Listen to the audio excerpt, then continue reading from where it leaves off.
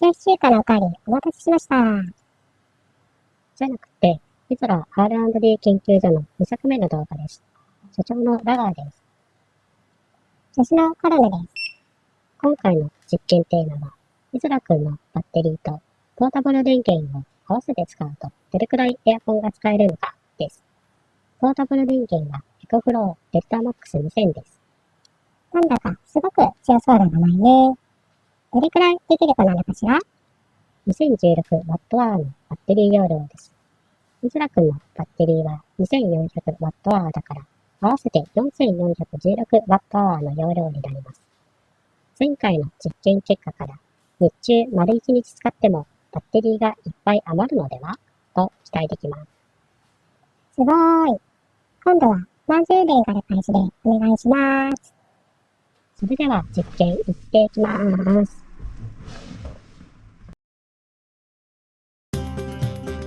ここからは実況が来るので、解説は私、ラガーが務めさせていただきます。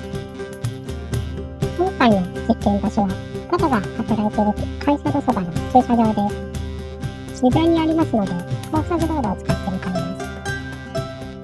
す。リモートの会社ですが、時たま出社することがあります。今日は会社で何かの配信するので、その設備のなんちゃらかんちゃらとかだそうです。よくわからないけど、パパは一人では会社に行けない子なので、私たちが付き添いしてあげています。専用エアコンとリチウムイオンバッテリー搭載のイゾラ君がいるからできることですね。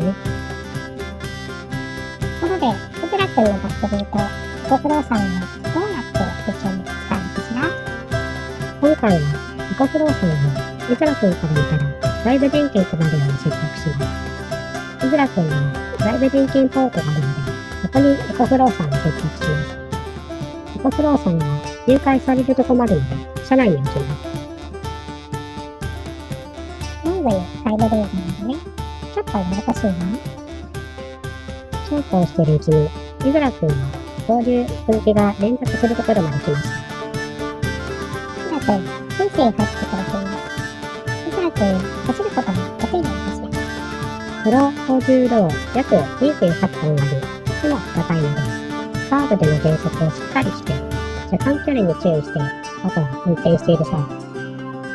2.5 リットルディーゼルターボエンジンは1400回転で最大トルクを発生して、2000回転まで最大トルクが続くという、とても扱いやすい技で、動力性能に不満は全くないそうです。購入前は足回りの強化やシートの交換などを考えていたそうですが、ノーマルのままで十分快適で、これ以上速く走りたくなっても困るから、このままにするつもりだそうです。イゾラ君って本当にすごいんだね。こんなに走るのが大変そうな道でも余裕そうだわ。シートが高いところにあり、見通しがいいのと、大きなサイドミラーで左右方向確認もしやすいです。さて、高速道路から一般道に入りましたね。朝の通勤、通学、配達などなどで混雑しているし、急停車している車が多いので、要注意です。道の両側に車が止まっているところもあって大変そうね。調子が良いのと、ナロー幅ということで、車幅が広くないので、追放しやすいですよ。さて、そろそろ駐車場に近づいてきて、大通りから外れて細い道を入っていきますね。ここからだんだん道幅が狭くなりますが、イゾラ君には全然大丈夫。おーっと、左折したらまた道が狭いぞ。気をつけて走行する必要はありますが、大丈夫ですよ。なんて言ってるうちに駐車場に到着。今日は僕たちここでお仕事です。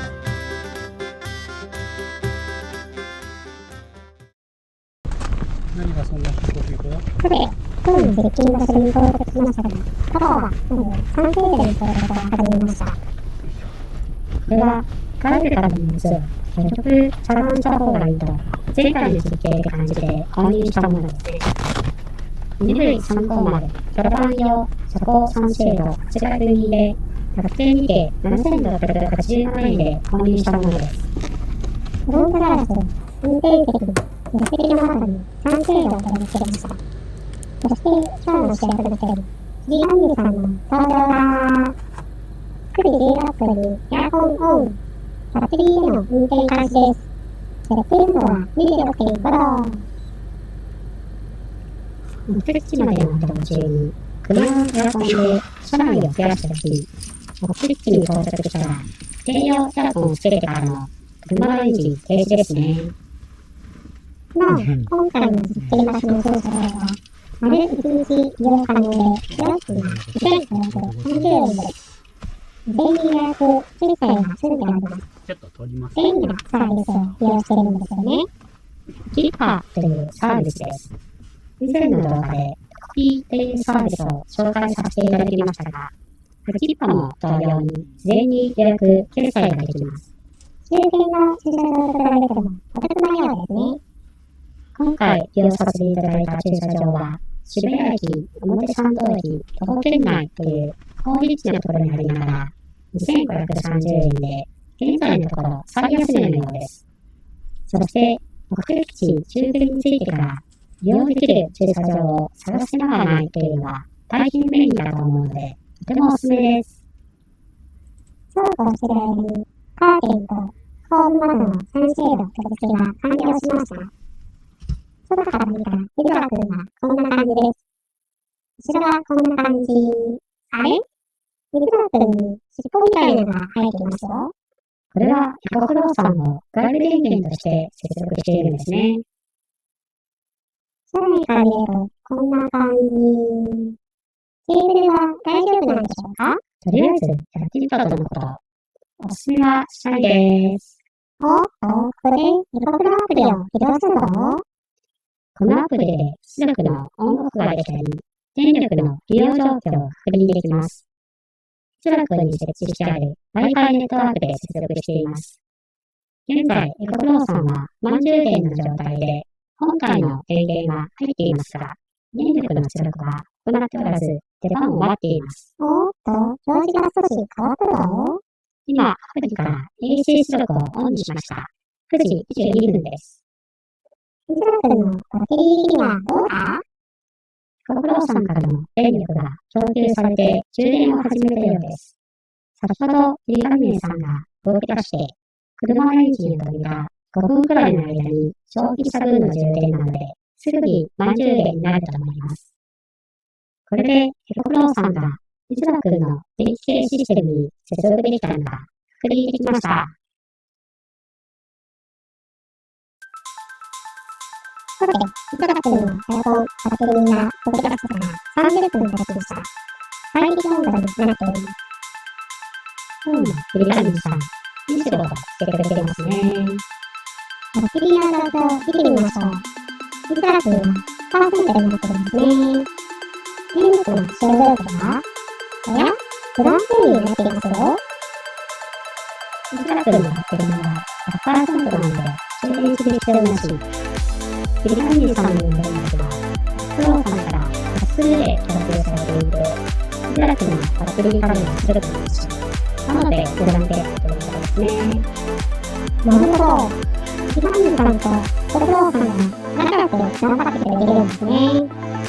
さて、ここで、パパがオフィスに来そうです。ここからはしばらくヒドラ君でお留守番とクリーンの仕事ですね。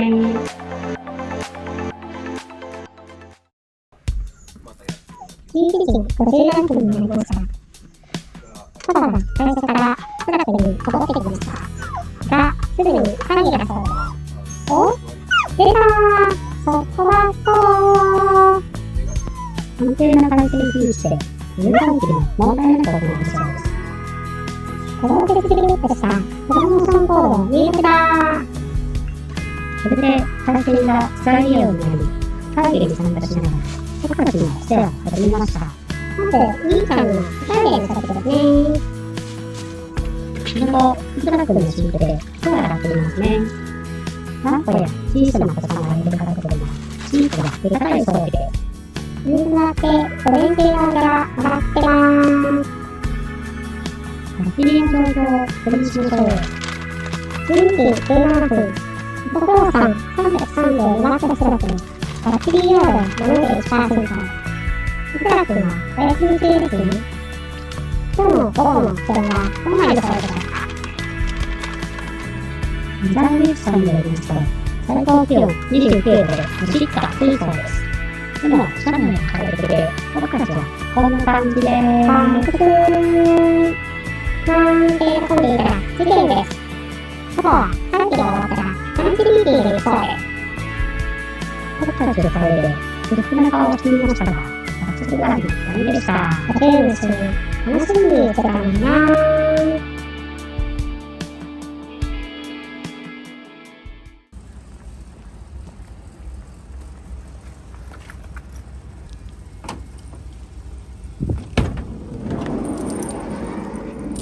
パパだよ、ただいま。行かせてくれた。行かせてくれとりあえず300分頃、パパが戻ってきました。た。涼しいね。僕たち、いい子にお留守番してました。急に笑ってご機嫌でーで、僕たちもちょっと外出て気分転換しました。フリーで少し車内の雰囲気が振り返りました。さて、車内に戻ってきました。パパはしばらくイズラ君でお仕事するそうです。会社のすぐそばのリモートワークです。私たちのお世話もパパのお仕事だもんね。パパはコーカムディスプレイとコーカム連携に接続して仕事準備完了です。バッテリーの状況を見てみます。14時49分時点で、ご苦労さんは327ワット出力、残量量 34%。イズラ君のバッテリーは引き続き不断待ちです。このページで出力するとして、1時間51分の差を表示されているので、16時30分頃になりますね。ただ、だんだん気温も下がり始めて、必要な電力が出てくる可能性があります。15時16分時点、372ワット出力、残り 27% で1時間19分。天気予報的には、16時台から少しずつ気温が下がり始めるそうです。おーっと、14時56分で出力60ワット、残り 17% で3時間15分だ。イズラニーさんが頑張って冷やしたり、ゆっくり冷やしたりするので、出力が増えたり減ったりしますね。すると、68ワットではないはずなので、3時間は持たないと思いますが、バッテリーがいるペースが少しそうです。ほんとだ。オレンジのグラフでよくわかりますね。パパは会社で何かできない仕事が残っているガラントなんですが、ご苦労さんがお仕事をやりきってからつもりだそうです。不動産の残留量がなくなった時にはどうなるのかしら。何もしなくても、イズラ君のバッテリーに切り替わり、イズラニーさんの都合感が出たからです。が、念のため見届けてからだそうです。おーっと、16時54分で残留量 4%、残り46分。きたー !14 時13分で不動産ピーってなりました。バッテリー残量 0%、出力0ワットになりました。お疲れ様でした。そして、何事もなく、イズラ君のバッテリーに切り替わりました。ライトがついたり、イズラニーさんが止まったりすることがありませんでした。ご苦労さんは9時22分から17時13分の1時間51分お仕事をしてくれました。すごーい。無事、イズラ君のバッテリーに切り替わった確認ができたので、パパは会社に行ってくるそうです。